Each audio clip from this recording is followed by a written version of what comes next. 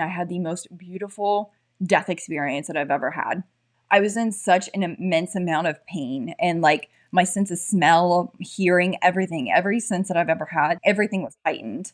So I had a whole near death experience to where I left my physical body. I just felt like this overwhelming sense of peace that I've never felt here on earth. And I'm hearing everything around me like I'm in a stadium. I couldn't see anybody. I couldn't see anybody's physical form.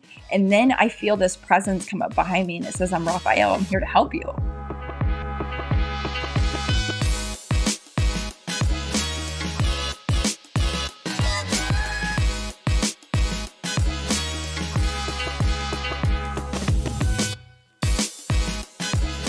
Welcome to the Awaken Magazine podcast, where influential conscious leaders come to share the real stories behind their spiritual journey and how they're helping others awaken to love. I'm your host, David Trotter, and today I'm excited to introduce you to Allie Lovegood. She's a trauma-informed breathwork coach and also creator of the healing platform called Breathe with Allie. Now, in our conversation, she shares with us about her near-death experience. You are going to be blown away by this story. She tells us about being confronted by a powerful life review where she is not excited about what she saw. In fact, she is given the opportunity to come back into her body, but told it's going to be painful. It's going to be challenging. In fact, she came back and was searching for different ways to experience healing, and she found breathwork, which provided her with healing not only physically, but emotionally and spiritually. And then she talks to us about how she utilizes breathwork to help her clients develop, find, cultivate that healing within themselves. Now, if you enjoy spiritual conversations that go beyond the surface, you are in the right place. And so I would encourage you to subscribe on Spotify, Apple Podcasts, YouTube, wherever you might be watching or listening. And then I'd also ask you to share this conversation with a friend, because they would benefit as well. All right, let's dive into my interview with Allie Lovegood. Well, Allie, thank you so much for joining us today. It's great to be with you. Thank you so much. I'm honored to be here. Talk to us about this life-changing modality of breathwork. How did it come into your life? I was initially introduced to it in 2019. So I was at Barnes & Noble with one of my best friends, and I went into the self-help section.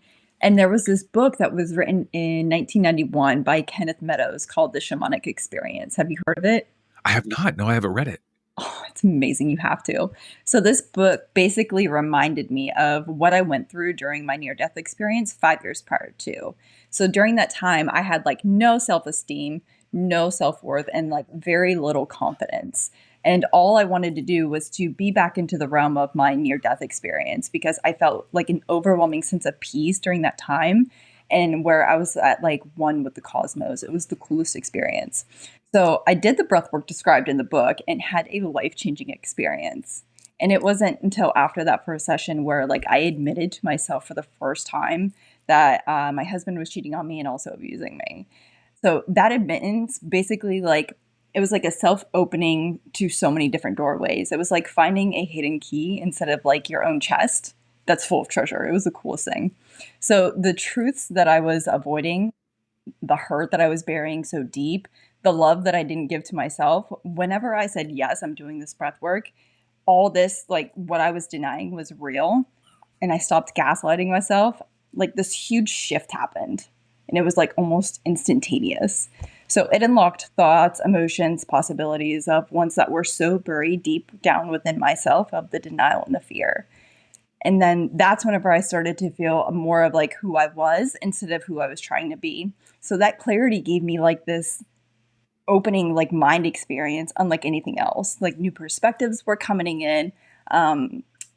Ideas were starting to flood my mind, possibilities of I can be happy. It all revealed itself within that one session.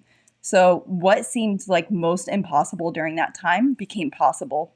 And it wasn't more of like, when is this going to happen? Or like, if. It was when. Like, when was I going to take the step? My goodness. So was this breathwork session just something you read in the book and then you had this experience on your own? No one else was around? Nope. No one else was around during that time. It was just me in that book reading. That was it. So in the book, it describes step by step of what to do. And I did it. Mhm. And I was like, wow. Wow. Take us through just real briefly. What was that breathwork process that you went through? So what I did was I lay down because sitting up for me at that time was really hard. Like I said, I went through that whole near death experience, and I had a lot of medical complications after that. So sitting up for me a long time was not possible. So I laid down, and I had no pillow behind the head, and I just basically breathed into my abdomen as long and as deep as I possibly could, and then I let it all go. And I was like, I kept doing it. I don't even remember how long I did it for. I think it was like over an hour. And I just kept going and going and going. And I was like, this is amazing.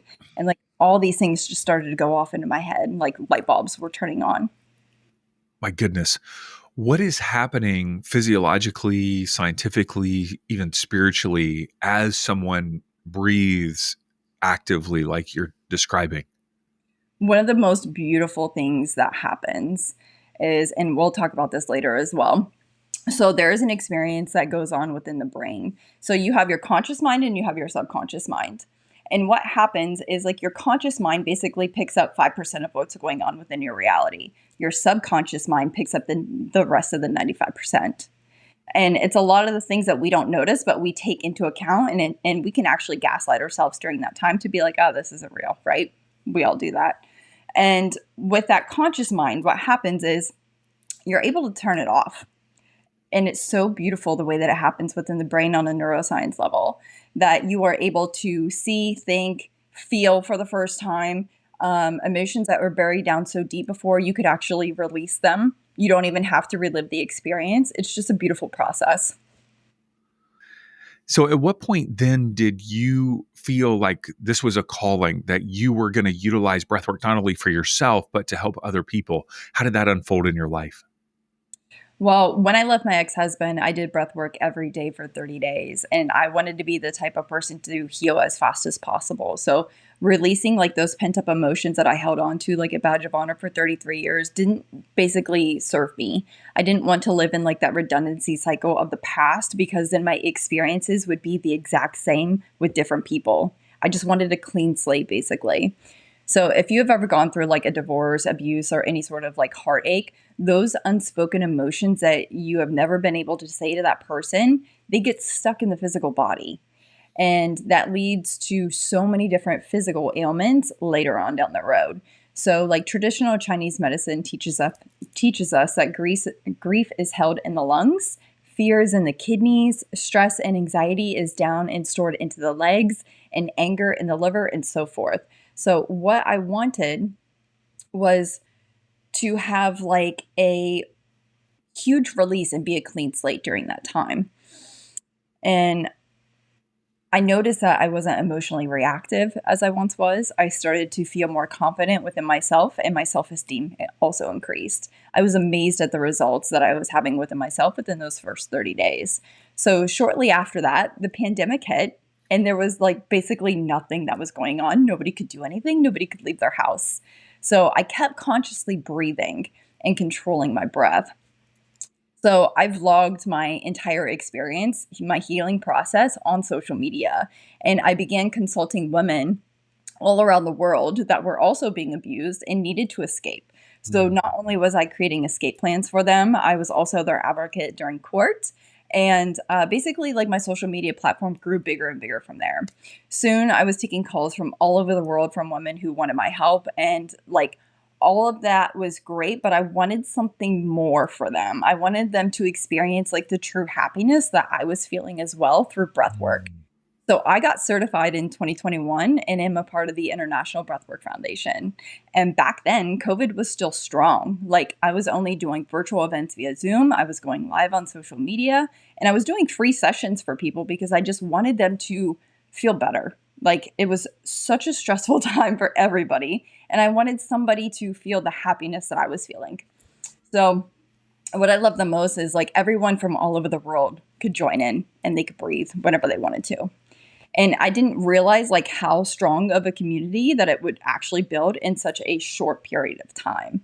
And then women of influence started to come and attend my breathwork sessions, and seeing their confidence rise and their standards and doors opening for them. It was just like, that's what did it for me. And that those are the type of people that were attending my classes too. Like they just wanted to go from point A to point B as fast as possible to get themselves to be better for themselves. Hmm. Amazing. It's so fun to hear how the darkness, or however you would describe it, of COVID created so many amazing shifts in people. I interview people all the time that say, and then COVID happened and it shifted. And, so many great things have come out of that pause and a desire to kind of shift in the direction of life. When people come to you and begin to learn how to breathe in this way, whether it's virtually or in person, what are some of the common obstacles or challenges that people face as they're beginning this breathwork journey? Their biggest obstacle is their own ego. So our ego was formed right as we were 7 years old, because before that we lived in our subconscious mind. It was only until we are 7 and older that our ego is turned on. So the biggest obstacle for them is basically their ego. It's the part of the brain right here in the prefrontal cortex where the ego sits. And it's where this is where your inner critic sits. This is the voice inside of your head that says that you're not enough. The voice that just keeps you small from doing the big things, right? From achieving your goals. That's all right here in the prefrontal cortex. So with breath work, something so beautiful happens within the brain, within that part of the brain right there where it turns off. It's called transient hypofrontality. And this ego part of the brain is the conscious mind. So once that conscious mind is basically done, it bows down to the subconscious. The subconscious gets in the driver's seat and says, I'm taking over. And this is where all of the magic happens. So when the subconscious mind decides to take over, you have your sympathetic nervous system, which is where your conscious mind basically is. This is your fight, flight, freeze, or fawn responses. And then you have your parasympathetic nervous system. That part is activated, and that's the rest and the digest state. That's where the body heals. So Mhm. in the parasympathetic state, new neural connections are created into the brain. And have you ever seen two neurons connect to one another? Mm, It's via YouTube. Okay. It's so incredible to actually see it. It's like hands joining together. It's the most incredible thing in the world. So I posted this on my platforms, and you'll have to go back and reference this, but it's so amazing how it happens. So that's basically what happens during breath work. New connections are created within the brain, which leads Mhm, to new ideas. And those new ideas turn into positive emotions, which opens you up to so many different experiences. mhm. I lead breathwork myself. You're talking my language. I have a class every Wednesday night. There were 15 people last night at our studio, breathing hard for good 45 minutes, having these intense experiences. So it's just profound how it impacts people. I'm curious to know, with so many different breathwork teachers and techniques that are kind of out there. Oftentimes when I bring up breathwork, the very first person people bring up is, "Oh, that guy Wim Hof that's doing something in cold water." That's the first thing that people oftentimes see. How can someone determine what method or what teacher is best for them as they're kind of exploring how breathwork might be able to help them?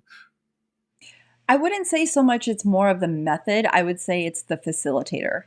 Like, find your facilitator, find yourself a facilitator who has the same morals that you're looking for, who's maybe encouraging you to become the best version of yourself. This is where you have to really trust your instincts on that one. Um, you mentioned Wim Hof. Like, I'm not a fan of some of his breathing techniques because it can accidentally turn back on the sympathetic nervous system. So it basically depends on what you're looking for. I specifically go into the subconscious on everything that I do, and I like to stay into the subconscious because that's where the body heals. I want to keep a person in their rest and digest state as long as possible because they're not familiar with it. And once they get familiar with it, then they're like, okay, I need to get into my parasympathetic state more. I need to heal a little bit more. I want my body to heal, right? So breathwork is extremely intimate, as you know, as a facilitator and one who's done it for a while, I'm assuming.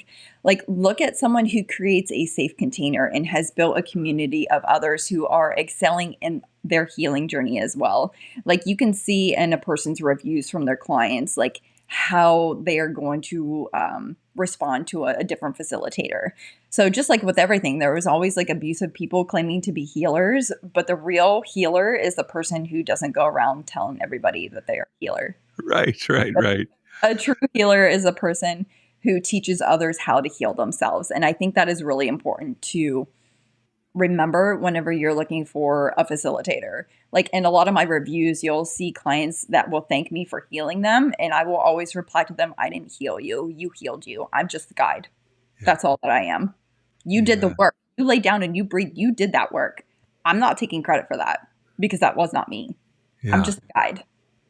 For people who have never experienced breathwork before, maybe would you mind taking us through a session that you might lead, whether it be in person or online, kind of from beginning to end? What would someone experience? What are the types of breathing that they would experience? One of my favorite one is called the 3-part breath, which I'm pretty sure that you're familiar with. So you breathe into your belly, expanding the diaphragm. And expanding your belly and your diaphragm are two completely different things. So you expand your diaphragm first, and then you breathe in with your chest, and then you exhale one and let it all go. So it's in, out, in, out. Now I do that breath work at many different paces. And what I really like to do is I have all of my clients lay down. I save my sit up work for the advanced ones, but all of my clients will lay down, no pillow behind the head. Their electronics are charged, whether I'm in their head with headphones or whether their phone is right beside them. I really like to have them covered up with a blanket at first because you can get really cold during a breathwork session. Like you have so many different sensations going on without your body. Like for example, whenever you start to activate your breath within the first 7 minutes, you can get really cold, have tingling sensations go all the way around. You can yawn so much where it feels like that your mouth cannot open any longer. You can also have tears running down your face, but you're not crying. Tingling sensations are going to go on all throughout the body.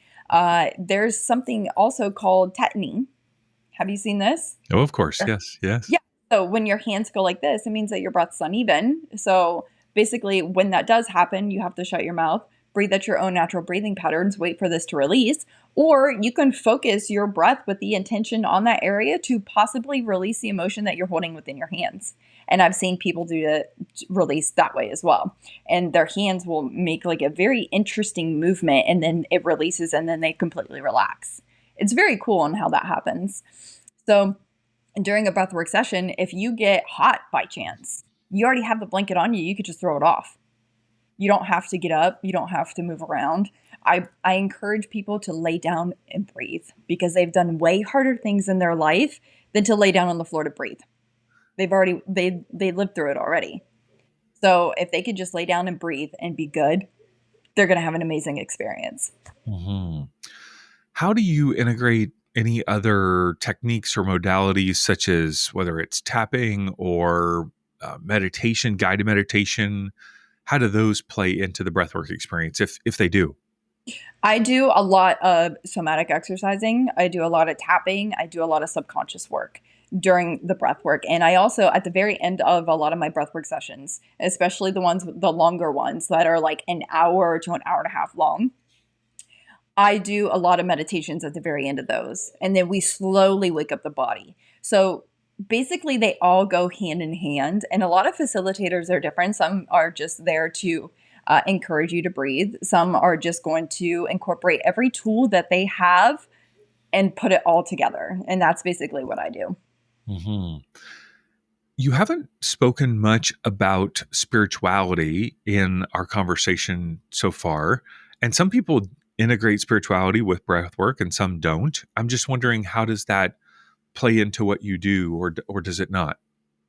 It does, but if you ask someone what does it mean to be spiritual, they're going to give you 100 different definitions. You know what I mean? Yeah. Yeah. So for me, it's basically like my own experience of what I go through. I can't articulate the words of what I go through on a regular basis because my experience is going to be completely different than somebody else's. I grew up from a religious background. So like having that whole having that entire background didn't allow me to be where I am today. It was my death experience that allowed me to be where I am today. So it's very interesting on how things like that work. But before that, like I really wasn't a religious person until, even though I had that background. Even now, I'm not a religious person. I would say I don't have a specific denomination for that.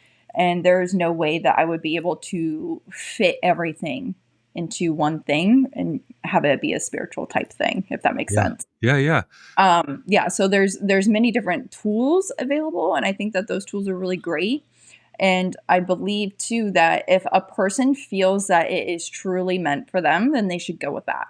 hmm Would you mind helping us understand a little bit more about your near death experience? I'd love to hear what happened, how it impacted you. Walk us through it. Would you mind? Yeah, no, not at all. So, in 2014, I was living in Las Vegas and I was not able to go to the bathroom to have a bowel movement for 11 days. And my husband at the time was in the military. We were at Nellis Air Force Base. And I was told to go to the base at the hospital if you ever have anything going on. So that's what I did. Basically, I went there 5 different times and they basically dismissed my symptoms. They just told me that it was gastritis and everything will be fine. Well, it was not. I was still not able to go to the bathroom. I drank 2 Go Lightlies, had 26 radiographs within a 5-week period, and then my white blood cells dropped down to 1.9. So when that happened, my eyes were completely blown. Like you couldn't see my iris, and my eyes are very blue. And I looked like I was an extraterrestrial. Like there was no iris whatsoever. My eyes were completely dilated. I was shaking so bad, and I could not move my neck, and I couldn't articulate words like you see me now. So when I was going through all that, it was a really hard time because my husband at the time was also deployed. He was in Kirkuk, Iraq. So there was nothing that I could do during that time. I mean, I was out in Las Vegas by myself, and I just had a few friends out there that thankfully really helped me out. Hmm. So, and they were my advocates during that time because I couldn't do much of anything. So, when my white blood cells hit 1.9, I was finally admitted to the hospital. Hmm. And they did a lumbar puncture because I couldn't move my neck. My eyes were big. I was still shaking. Basically, my body was shutting down. Hmm. And what happened was they said, "We think that you have meningitis. We are going to give you a lumbar puncture and test your cerebrospinal fluid." And I said, "Okay, whatever you need to do." All of my friends were in the room when that happened. Hmm. The the gentleman who did my spinal tap, he's never done one before, so there was a guide. There was another airman there that was guiding him. They contaminated my cerebral spinal fluid, and that's when I had my first seizure. I couldn't remember any of my friends being in the room before. I was not seen by a neurologist, a gastroenterologist, immunologist, like nobody, no specialist was there for me to see during that time. And nor did they record the fact that I had a seizure. So it was very negligent on that part. Hmm. So I was in there for about, oh God, I can't remember. I think it was like 7 days or something like that. Well, my white blood cells finally got back up. I was still seizing, still shaking. Very little going to the bathroom, but my bowels were moving. So they just said, "Your white blood cells are okay. We're back up to normal. We're going to dismiss you and send you home." Hmm. This was November. It was early November, and out there in Las Vegas, it gets cold. So like you're in between two valleys in Las Vegas, and it gets very cold. So I was wheeled out to outside of the ER room, and I was left to sit on the curb. My friend Erica came and swooped me up and said, "Why is she out here on the curb with nobody else out there? Like it's in her documents that nobody is out here for her except for us, and you called us." Hmm. And she was livid.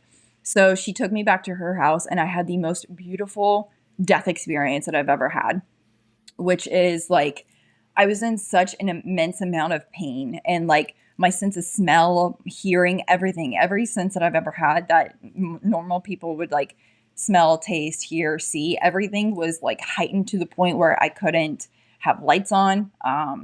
Dogs that I love around, being around so much, I couldn't even take the smell of them. Hmm. Everything was heightened. So I had a whole near death experience to where I left my physical body. And I don't know if you've ever seen Doctor Who, like the newer ones. Oh, I Mm-hmm. love Doctor Who. I love sci-fi. So basically, I went through like down this portal, and it was like really flashing lights. And then I get to this area where I'm seeing like the most beautiful, like peachy pinks and oranges, and like I just felt like this overwhelming sense of peace that I've never felt here on Earth. And I'm hearing everything around me, like I'm in a stadium, like you know how it can be loud and like you're in Mm-hmm. a stadium, but Mm-hmm. I couldn't see anybody. I couldn't see anybody's physical form. And then I feel this presence come up behind me, and it says, "I'm Raphael. I'm here to help you." And I was like, "Oh, I died." And I was like, I was sad at first, and then I was like, "Wait a minute." But I feel this overwhelming sense of peace. Like I feel so happy. Like how? So basically I went through like this whole life review of like it would think of like a hologram. This is the best way that I can describe it. It was like a hologram. And I see my soul. That's basically what I felt. Like I was in my soul, but I was watching my physical form now going through like this holographic process of everything that I did not complete this Mm-hmm. life. And I was 27 years old at the time when this happened. So I saw every step of the way of bad choices that I made. I saw every step where I could have went a completely different direction, and it was one decision. And then I saw where I let myself down every step of the way. And it was like this overwhelming sense of like grief that I had, that was just like, I can't believe I did this. You know what I mean? It's just like, Mm-hmm. have you ever had one of those experiences where you're just like, I cannot believe I did that? Like, and Yeah, quite a few. that, yes. So it basically like overwhelms you to the point, and I was like, I cannot believe I did that. So I asked Raphael, I said, what's going to happen? He goes, well, you're going to have to live that life over again. And I was like, over again? There's no way. Like, there's no possible way. So I started negotiating. I said, is there a way to go back into my body where I am not like physically, like, is my body damaged to the point of no return? And he goes, no, but you're going to be full of physical pain and you're going to have a lot more heartache. Hmm. I said, okay, I want to go back. So basically, I was put into my consciousness, my soul basically was put back into my physical body.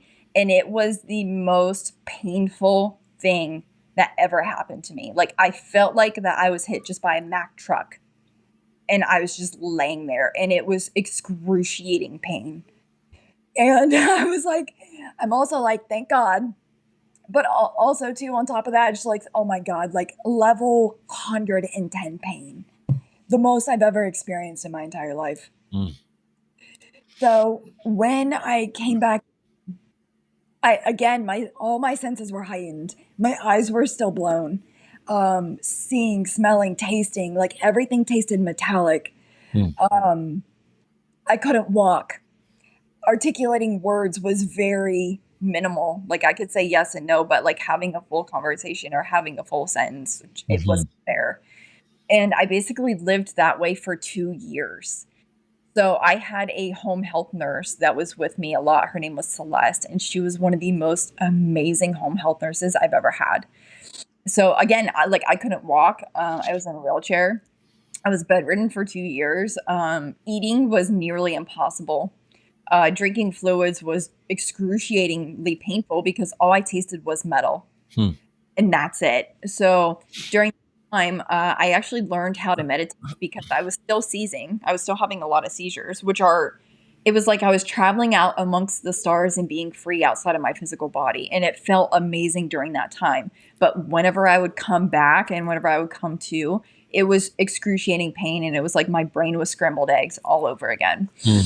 So um when that was all going on, I was like, okay, I got to get out of my physical body. Like, how can I do this? Like, how can I alleviate the pain? Because I was on 11 medications during that time, and they were all counteracting with one another. Hmm. And it was creating more problems than what it was good. So I learned meditation because I couldn't do anything else. And it was probably one of the best things that I could do during that time. So I'm easily able to go into a meditative state and hit that data and theta waves, which is really neat now. But back then it was hard to do at the time because all I was thinking was, how can I get out of this pain? How can I get out of it? But what I was not thinking at the time was going through it, which is how you get through the pain. You go through it, you don't get out of it. You don't escape it. So I started to do like this technique where I would start at the top of my head or sometimes down at the bottoms of my feet. Majority of the time it was at the top of my head. And I was going through like this process of like each little layer of my body to get it to have like connection to light source, to the creator. And I started to feel that pain reduce every time that I would do it. And I mean, I was veteran, so I was doing this like 8 hours a day. I couldn't have a conversation still. And I would say after a year and a half of really doing that and really having to rely on Celeste, I looked at her one day and she sat me up to have breakfast. And I looked at her and I looked at all those pills and I bawled. And I said, I cannot do this anymore. And she's like, what do you mean? And I said, I can't take these pills anymore. I think they're making me sicker. And she goes, okay, I want to help you do something, but I can get in a lot of trouble for this. And I was like, I will keep your secret. Like, whatever you need me to do, I will keep your secret. So still to this day, I don't say her real name. I say that she's Celeste. Reason being is because she's the only one that helped me. No doctors did, nothing ever worked. The other home health nurses that were there, they didn't give me the encouragement that I needed or the hope that I really needed during that time. But Celeste did. So she brought over a juicer the next day and she goes, you can barely eat anything anyways, but I want you to drink this. And she started making me fresh cold pressed juices. So I did a 60-day cleanse of fresh cold pressed juice. I did enemas. I was on a metal detox, which finally allowed the metallic taste to come out of my mouth because I had radiation poisoning, which if you have radiation poisoning, you're going to taste metallic. And I was finally starting to get nutrients. And then I was going into speech therapy because my speech was completely off. I didn't really talk for 2 years. And all my muscles were atrophied as well. So not only was it speech therapy, I was going through physical therapy as well. And that wouldn't have been able to happen if I didn't have like that breakthrough of meditating and talking to Celeste about not being able to take these medications anymore. So after that 60 days, I was able to walk with a walker to the bathroom, which I haven't done in 2 years. I was amazed. I was like, this is amazing. Like, if I can do this now, then, and if I can get through this pain, I'm going to be able to do any and everything. So that's what happened. I did speech therapy. I did physical therapy. I did, like, I still wasn't able to put my head down to my chest, which I'm able to do now. Thank God to somatic exercising and modalities like that. But it took a long time. Like I was in a walker and still seizing for 5 years after that. And then I went to neurologists, different ones, to figure out my seizure medication because I was seizing more on them than what was helping me. So I go see a neurologist and he recommended having this vagus nerve stimulator put in, which is what you hear right now. So what this vagus nerve stimulator does is it's implanted into the neck on the left vagus nerve, and my battery's right down here. And when this happens, as you can hear, the vagus nerve is so close to the vocal cords that it vibrates really fast. And when this happens, like obviously your voice changes, but what it's doing on internally is sending signals to the brain to calm down. Yeah, it's really cool. But it's also very inconvenient for a lot of times too, like whenever I'm doing podcasts like this and things like that, because people don't understand. And there's a lot of rude people out there too that will just make fun of me for it. You know, like you were very generous and you're like, are you okay? Do you need some water? And I was like, no, I'm good. Like, here, let me show you really quickly. So nobody would know just looking at me. Nobody would know. But it's only until I speak where they see what's really going on. Yeah. No. And how is your health these days? There's still a lot of medical complications from the medical malpractice that I received from the military hospital. I had 6 surgeries to correct a lot of what was done, and 2 of my surgeries were done botched. So I'm having complications from that. But I mean, I also have Ehlers-Danlos syndrome, which I wasn't diagnosed until 7 years after. But what if doctors at the military hospital would have taken me seriously and just would have looked at me as a whole, they would have known back then that I have EDS, which is a genetic condition. Like Mm, my joints are very hypermobile. And with that, it's like your connective tissue looks like string cheese. So, and your connective tissue is literally every part of your body. So, your tissues, your tendons, and your organs. So, if they would have looked at me back then as a whole and taken me seriously and respected my decisions or respected of what I was saying, they would have been able to determine that it was EDS, but they didn't. So mm, now I have to deal with all these complications, and I have spent hundreds of thousands on medical care that could have been prevented.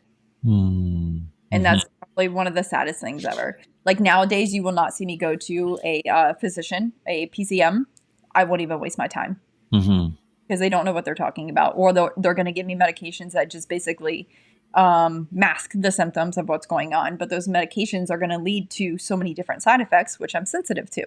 mhm. So I went the old school route. I went traditional Chinese medicine, and that has helped me more than anything on the planet. Wonderful. Wonderful. Oh my goodness. Thank you so much for sharing your story. My heart goes out to you with all that you've gone through. My goodness. And what a miracle you are to be upright and walking and functioning in our world and bringing this healing modality of breath work to other people.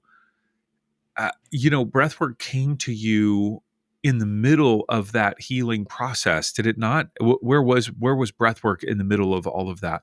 It did. It was actually at the very tail end of my marriage, right before I left. And I realized that I was being severely abused, not only just emotionally, but mentally. And it was like one of those things where it's just like all these things were clicking all at once. And I was like, I don't want to be this person. I can't live this life. I don't Hmm. want to be this person.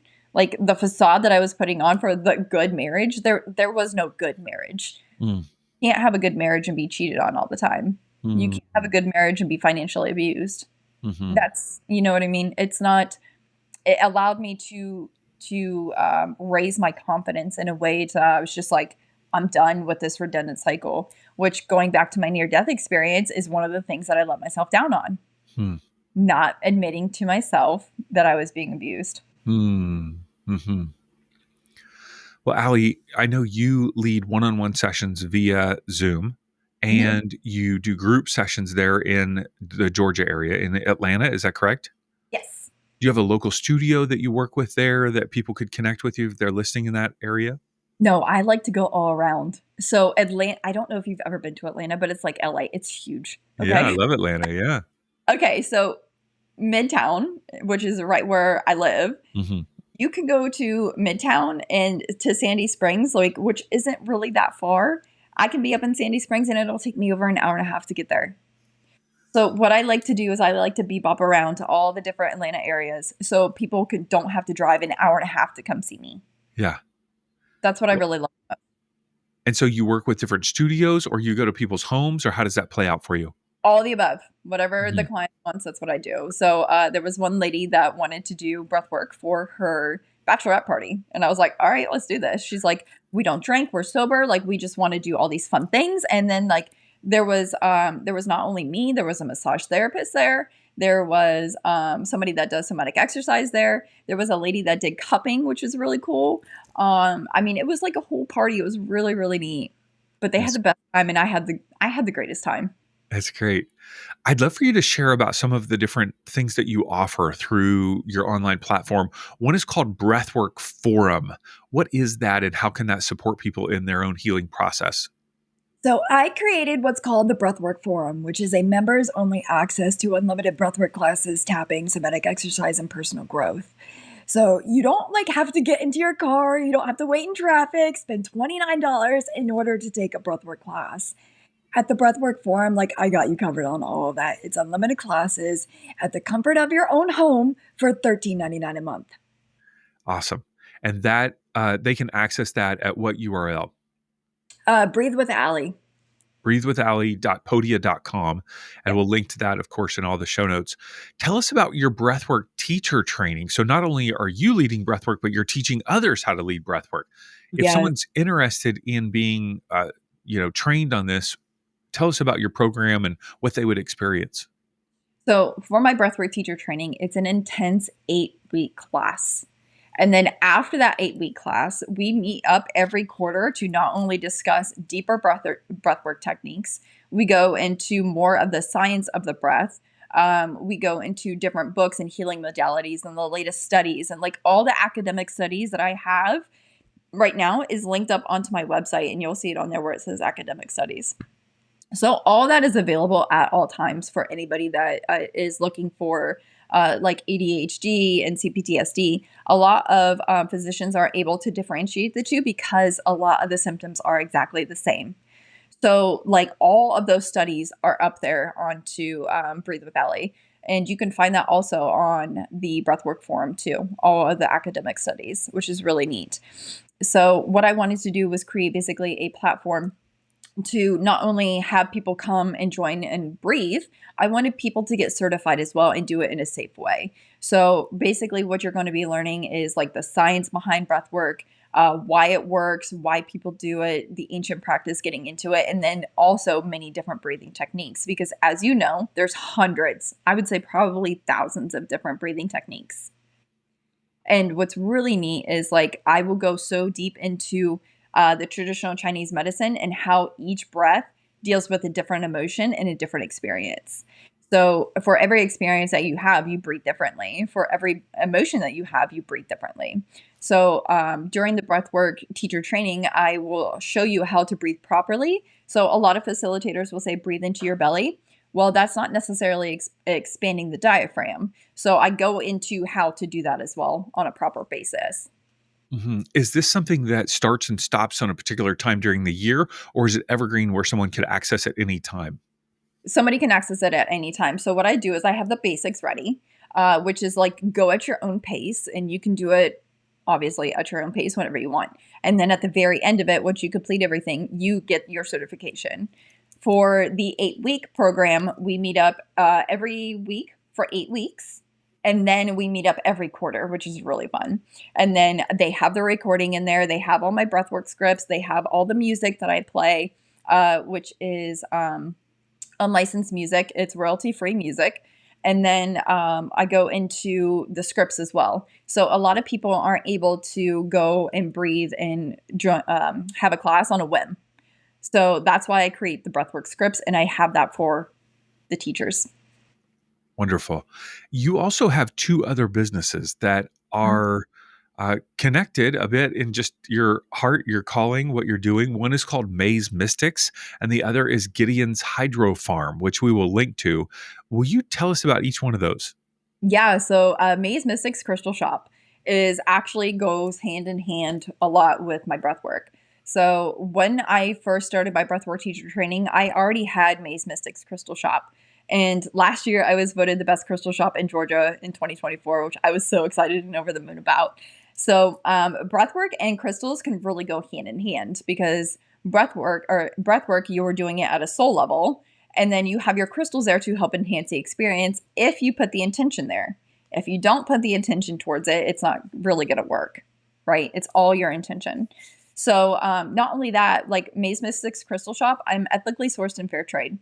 And there's literally only one manufacturer and distributor, in my opinion, who is ethically sourced in fair trade. And I wanted to have clean material. I wanted to have good high vibrational material for my clients. So when they noticed that I was teaching breath work and holding sessions, they said, hey, what crystals can I use to experience this process? Because there's so many different breath works that we do that I guide people through. Like one is a quantum jumping one. So are you going to use a crystal that's going to release emotions during that time? No, you want to hold a crystal that's going to be your most abundant self, right? So they all go hand in hand on that one. And then Gideon's Hydro Farm is the body. So if you want to be like a quote unquote spiritual person, you have to have your mind, your body, and your soul all connected as one. Because if they're not, none of it's going to correlate and it's all going to be a little bit different, right? So I wanted people to actually take care of their health as well, because not only that, it helped me along the way as well. Celeste, who was doing the juices for me, she brought over microgreens as well and was putting them into the juice. So it's really interesting, like how all of it comes full circle. So these are microgreens Mhm. that you can buy online via Gideon's Hydro Farm, and then they're shipped to you. Or help me understand what you're selling there. Yep. So, I made a grow your own kit. So I don't know if you've ever grown your own food before, but it's completely satisfying.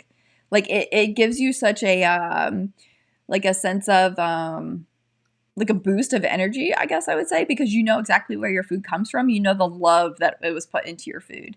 So Gideon's Hydro Farm is basically like I grow strictly on coconut fibers and clean water, which is like your pure water is what I like to say that it is.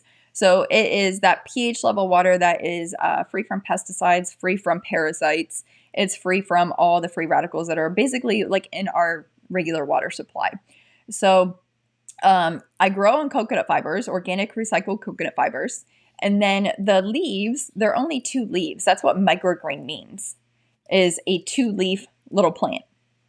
And whenever you have a 2 leaf little plant, that is the most micronutrient dense food that you are ever going to get.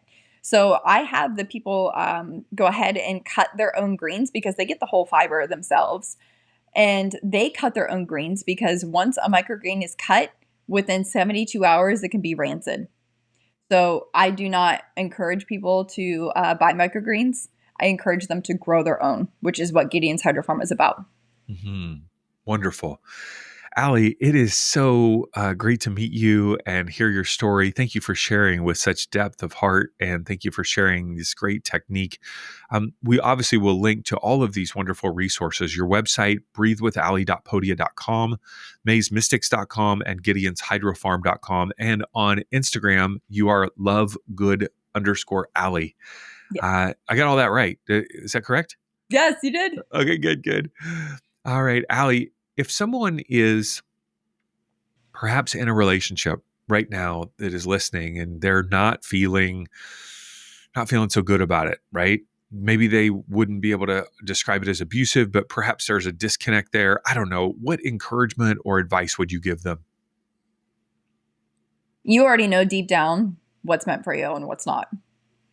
It's basically just talking to your ego and saying, this is not what I want. Because what is going to show up into your environment is how you actually think about yourself during that time. So let's just say that you are in a mundane, a relationship. It's not abusive, like you said, but it's just one of those like so relationships. That's basically you just keeping yourself stuck into a cycle because it's comfortable. So get comfortable with being uncomfortable, and you'll have the best life you've ever had. Mm. Allie, thank you so much. It's great to be with you. Thank you so much. Thanks for listening to the Awaken Magazine podcast. If you enjoyed this episode and our other conversations, would you mind taking a moment to leave a 5-star review and maybe even a comment on Spotify or Apple Podcasts? That's one of the ways that you can give back to the show and help us reach more people. And of course, feel free to share the episode with a friend. And if you're not already on our email list, we send out an inspiring email every Monday morning full of articles and interviews. Just head on over to awakenedmagazine.com and click subscribe and join for free. Our hope is that all the resources we share will help our world continue awakening to love.